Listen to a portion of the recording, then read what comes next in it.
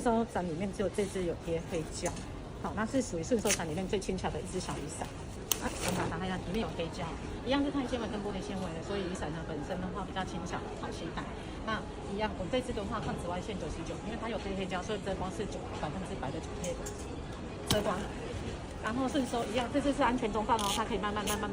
挤压回去，一样不会超级脱水，3不甩机干，然后呢3秒回收，好，全部回来。